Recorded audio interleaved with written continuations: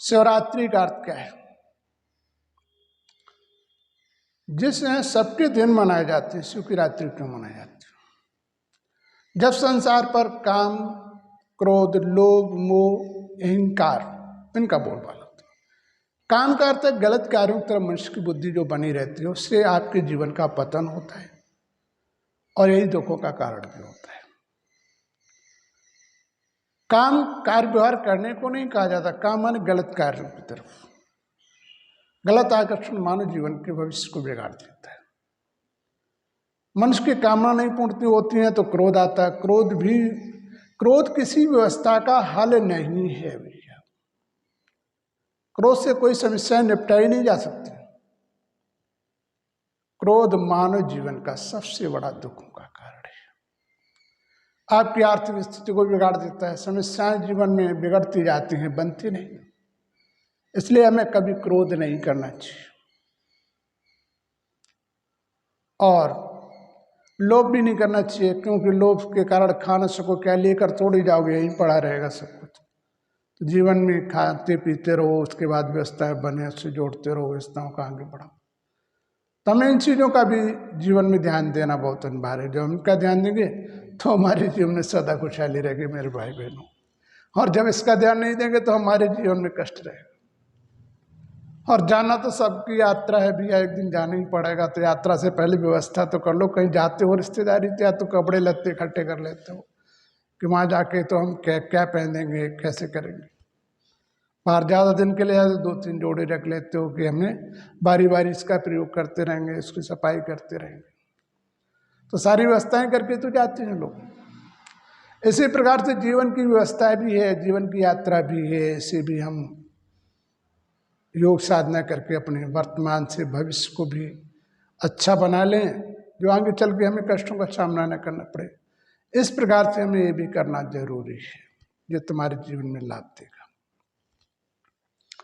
इसलिए हम इन चीज़ों पर ध्यान देते हैं, उसको करना भी हमारे जीवन के लिए लाभदायक है।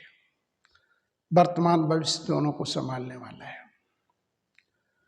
इसके बाद में हम जो है मोह भी मनुष्य जीवन में कष्ट देता रहता। मोह के कारण से कहीं भी चला जाए उसे सदा पीड़ा होती रहती है। तो मोह भी मानव जीवन के लिए बहुत बड़ा दुख का कारण है। इसलिए मोह न करो, स्वयं के लिए भी अच्छा सोचो, दूसरों के लिए भी अच्छा सोचो। जो विधाता की मर्जी होती है, जो विधाता का देन होता है, परमात्मा का की देन होगा वही, चाहे तुम कितना भी करो, जो परमात्मा कि देन के अनुसार होगा। लेकिन बाबू देन भी कहाँ से होती है? हम कहीं ना कहीं गलती करते हैं। हम जैसा बोएंगे वैसे ही तो भगवान हमें देगा, अपनी तरफ से तो दे नहीं देगा। अपनी तरफ से तो सुख बढ़ा सकता है लेकिन कभी दुख नहीं बढ़ा सकता। दुख तो हम ही देते हैं, लेकिन हम सभी विधाता के ऊपर सौंप देते हैं, जबकि ऐसा नहीं। हमारी कमी, हमें उसका सुधार करना चाहिए। इस प्रकार से हमें कभी मोह नहीं करना चाहिए, अहंकार नहीं करना चाहिए। अहंकार भी मानव जीवन के लिए दुख का कारण है। जैसे दुर्योधन को अहंकार था तो लास्ट में सिर उठाने वाला भी कोई नहीं रहा। धृतराष्ट्र को राज्य का लोभ रहा और पुत्र का मोह रहा। तो एंड कैसा हुआ? ना तो राज्य रहा और ना पुत्र रहे। जीवन में फिर बैराग लेके जाना पड़ा।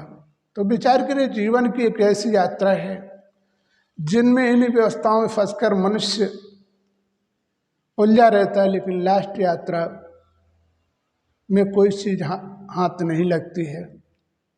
हाथ सिर्फ मलने ही पड़ते हैं। ये शरीर भी साथ नहीं ले जा पाओगे, इसके साथ कोई भी वस्तु अपने साथ नहीं ले जा पाओगे। सिर्फ अच्छे और बुरे संस्कार लेकर जाते हो और अच्छे बुरे संस्कार लेकर आते हो। शिव की रात्रि क्यों दिखाते हैं कि परमात्मा जब भी आता है, जब संसार पे काम, क्रोध, लोभ, मोह, अहंकार का राज्य होता है, उसके अधीन मानव प्राणी होता है। इस अंधकार से प्रकाश में ले जाने के लिए परमात्मा इस पृथ्वी पर आता है। इसीलिए शिव प्रतिमा जो है, शिव की आराधना करने से इन काम, क्रोध, लोभ, मोह